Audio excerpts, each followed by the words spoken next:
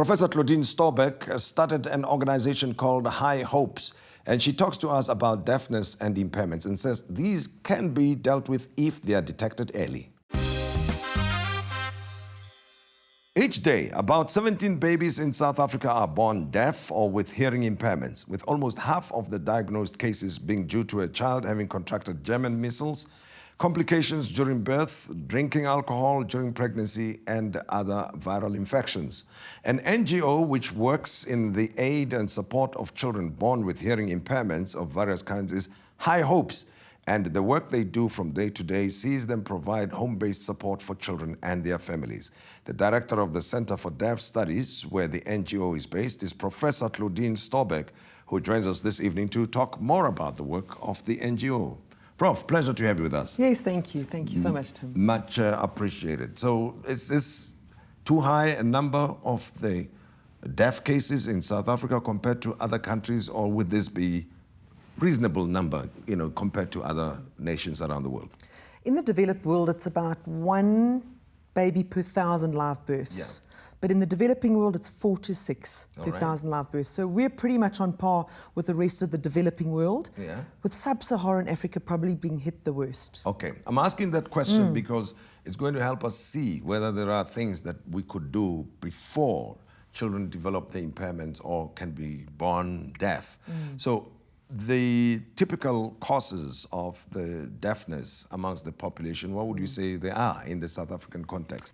The general causes are about 50% genetic, and the other things are, during childbirth, those complications. Anytime a child is in ICU, that is a high-risk baby. Yeah. And of course, illnesses like German measles, meningitis, where there's a high fever, a child is at risk. The sad thing is that after these illnesses, we're not telling our parents to monitor the child's hearing loss. So a lot of it could be picked up so much earlier. And if it's picked up earlier, does it mean there could be interventions that would keep deafness at bay or hearing impairments at bay? It wouldn't keep deafness at bay because usually these type of hearing losses are permanent. Okay. But the intervention we can give would prevent the child having any other serious delays. Okay. And of course in South Africa with HIV/AIDS, when an immune system is so affected, children that have just middle ear infection that most kids have, 3, 4, 5 of those can lead to permanent hearing loss as well. But in terms of how the healthcare system responds to the challenge of deafness and hearing impairments, how would you say the system is doing? Tim, I'm sorry to say that it's not doing very well. Because hearing loss is invisible, it's really quite forgotten. What we should be doing is we should be screening our babies right at birth, in those first few days, or at least at the 6-week inoculation.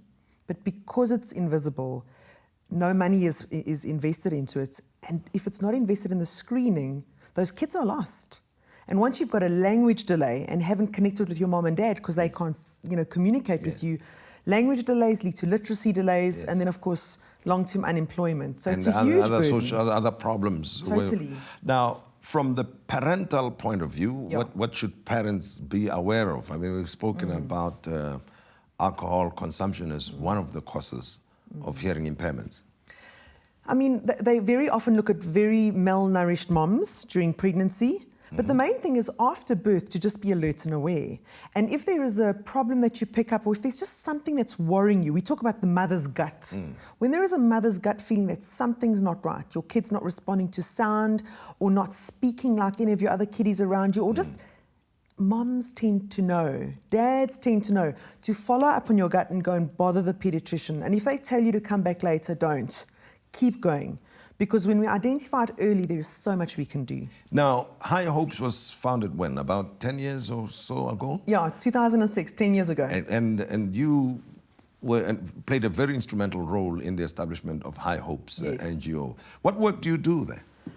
At the Center for Deaf Studies, we train teachers of the deaf, we work in sign language development, but 10 years ago we launched High Hopes because no one was working with the babies. But more importantly, no one was working with the families and supporting the grannies, the siblings, and the caregivers with these babies. So we support families through the grief. It is very shocking to have a baby with a hearing loss. It's very shocking just because you know your child will never communicate in your language or communicate easily, and it's going to be a struggle for them. But when are you able to establish that the child will not be able to communicate or that a child has got a hearing impairment? We should be able to establish by day 3. Okay. Because it's a really simple little test they can do in hospital, public and private, but it means a commitment from the health sector. Yes. And at latest, you should be able to pick it up at 6 weeks at the inoculation. In South Africa, we're identifying it at 2, which is way too late. Yes. So it's something that can be attended to much earlier, right? Internationally, the trend is we need to have identified it by the latest 3 months of age. We've got equipment. South Africa has the expertise. We've got wonderful audiologists and professionals trained, but we're just not spending the time and effort to lobby for it. When is the right time to intervene? Is it before birth, just after birth, or the intervention should come much later in terms of the way things work in South Africa? Well, we definitely like the idea of intervening, while the mom is pregnant, making them aware of, alcohol consumption, and of course, just German measles and those viruses. There's a virus called CMV to really look after themselves. But the moment the child is born, we can intervene and support that family from like day 1 or 2. And so the sooner the Department of Health puts screening in place, and then the private sector takes up the challenge, we can screen, and it's a home-based program. So we will go into the home of the family and just support them free of charge and support them in their home language. But can the condition be reversed? The hearing impairments that we're talking about, are there ones that can be reversed? If a child has a temporary hearing loss, yes, they can definitely have that fixed. Amplification is wonderful nowadays. There are really wonderful hearing aids that a child can wear. And then cochlear implants, for those children that qualify for candidature, cochlear implants are also wonderful and raises the hearing significantly, but hearing loss can never be healed. Oh, okay. So it's just a permanent thing. It can only be improved, I suppose. It can be improved significantly with amplification, cochlear implants or hearing aids, but the child will always have a hearing loss. Now, members of the public, how do they engage your services? I mean, High Hopes, how do they go about making contact with you? Sure. You can check on internet. You can look at the High Hopes name is HI, High Hopes. Yes. We've got a website. You can phone the University of the Witwatersrand and just say deaf, yes, and they'll refer people to us.